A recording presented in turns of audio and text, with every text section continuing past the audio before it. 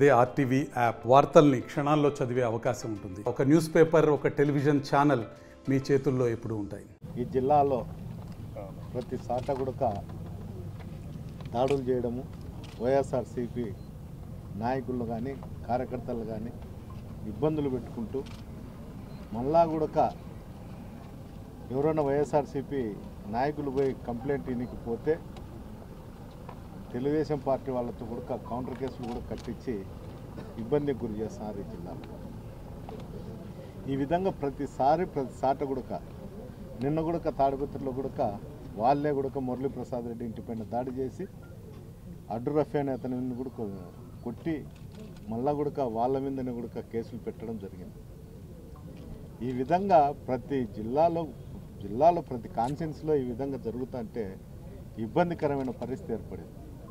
నన్నైతే ఏకంగా ఉన్న మంత్రుంటి అధికారులు కానీ జేసీ ప్రభాకర్ రెడ్డి కానీ బహిరంగంగానే చెప్తాను, నేను తాడిపత్రికి నిన్ను వస్తే తరిమి కొడతాము అని. ఈ విధంగా ఇన్ని మాట్లాడుతానే ఆయన అంతేకాదు ఐపీఎస్లను ఐఏఎస్లను కూడా తిడతాడు. అధికారులందరూ చూస్తారు కానీ ఎవరు కూడా ఐపీఎస్లు కానీ ఎవరు కూడా స్పందించిన పరిస్థితి కూడా లేదు. అందరికీ ఉదాహరణ ఏమంటే అధికారులనే మేము తిడతా అంటే మీరేం చేస్తారని ఒక మెసేజ్ పంపిస్తారు చిన్న అధికారులకు అందరికీ కూడా, సిఐలకు కానీ ఎస్ఐలకు కానీ డిఎస్పీలకు కానీ. మేము ఐపీఎస్లనే మేము తిడతాన్నాము, ఏమైనా చేయగలుగుతాం, క్రైమ్ చేస్తామని కూడా అతను బహిరంగంగానే చెప్పినాడు. ఇలాంటి పరిస్థితుల్లో ఈ ప్రభుత్వం ఏం చేస్తుందో కూడా అర్థం కాని పరిస్థితి. ఈ విధంగా జరుగుతానే కూడా నేను చాలాసార్లు గతంలో ఉండేటువంటి ఎస్పీలు కానీ ఇప్పుడుండే ఎస్పీ గారిని కూడా అందరం కలిసి, అంటే ఇక్కడ ఉన్నటువంటి మాజీ శాసనసభ్యులు అందరూ కూడా పోయి ఆయన అడగడం జరిగింది.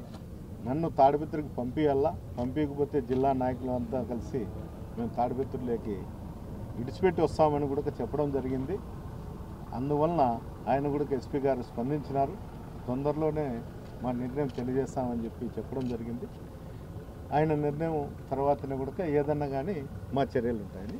ఎందుకంటే ఇప్పటికే చాలామంది అధికారులతో కూడా చెప్తున్నాడు ముఖ్యమంత్రి గారు చంద్రబాబు నాయుడు గారు, నేను 95లో ముఖ్యమంత్రి అవుతాను, 1995లో ముఖ్యమంత్రిగా ఎలా ఉంటే అట్లా ఉంటాను.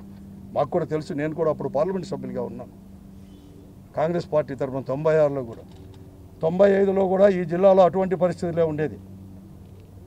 చాలా నియోజకవర్గాల్లో కూడా ఎవరికైనా డెమోక్రటిక్గా ఫంక్షన్ చేసుకోలేని పరిస్థితి. రాజకీయ పార్టీలు కూడా ప్రజాప్రతినిధులుగా మేము కూడా ఆ రోజు కూడా కాంగ్రెస్ పార్టీగా ఉన్నప్పుడు ప్రజాప్రతినిధులు కూడా అప్పుడు అధికారంలో కూడా ఎలా ఉండేది అంటే అటువంటి పరిస్థితి ఏమైనా తీసుకొని రావాలనుకుంటున్నారా?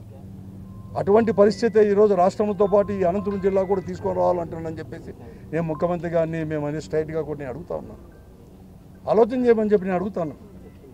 ఎందుకంటే ప్రజాస్వామ్యానికి విఘాతం కల్పించినా కూడా ప్రజాస్వామ్య పద్ధతుల్లోనే ప్రతిఘటించడానికి మేమందరూ కూడా వైఎస్ఆర్ కాంగ్రెస్ పార్టీ కూడా సిద్ధంగా కూడా ఉంది. ఎందుకంటే ఒక ప్రభుత్వం అనేది కూడా ఒక కొత్తగా ఏర్పడినప్పుడు ఏదైనా కానీ వారు చెప్పినట్టు కూడా అమలు పరచాలన్నా కూడా కొద్ది కాలం అనేది కూడా మేము టైం ఇవ్వాలని చెప్పే దాంట్లో ఈ అనంతపురం జిల్లాలో కూడా మేమందరూ కూడా వైఎస్ఆర్ కాంగ్రెస్ పార్టీనే కార్యకర్త దగ్గర నుంచి నాయకుల వరకు కూడా మేము వారికి టైం ఇవ్వాలి, పని చేయని అని చెప్పేసి దాంట్లో ఊరికే ఉన్నాము. కానీ చేతగాక చేతులు ముడుచుకొని మాత్రం కాదు. ప్రజాస్వామ్యంపై నమ్మకం ఉంది. గతంలో కూడా మేము పోరాడిన వాళ్ళు, మేము పోరాటాలు సల్పి ప్రజాస్వామ్యాన్ని నిలబెట్టిన వారం.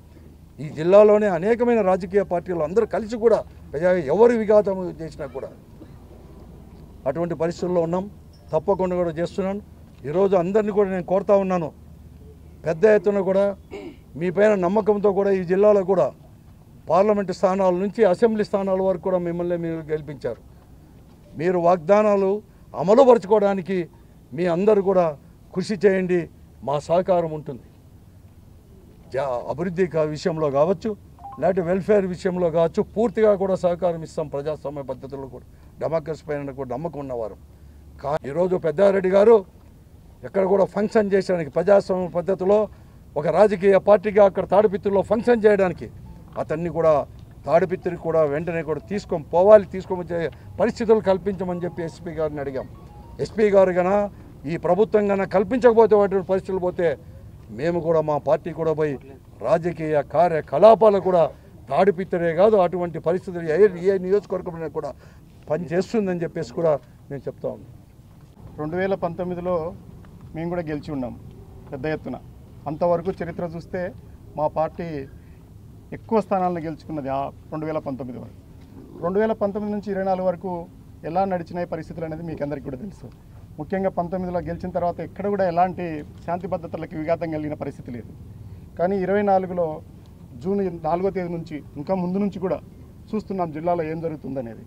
ఎక్కడ కూడా ప్రభుత్వ ఆస్తులకు కానీ ప్రైవేట్ ఆస్తులకు కానీ విఘాతం కలిగినప్పుడు ఆస్తులనే ధ్వంసం చేస్తున్నప్పుడు రక్షించాల్సిన బాధ్యత ప్రధాన బాధ్యత ప్రభుత్వాన్ని, పోలీసులది.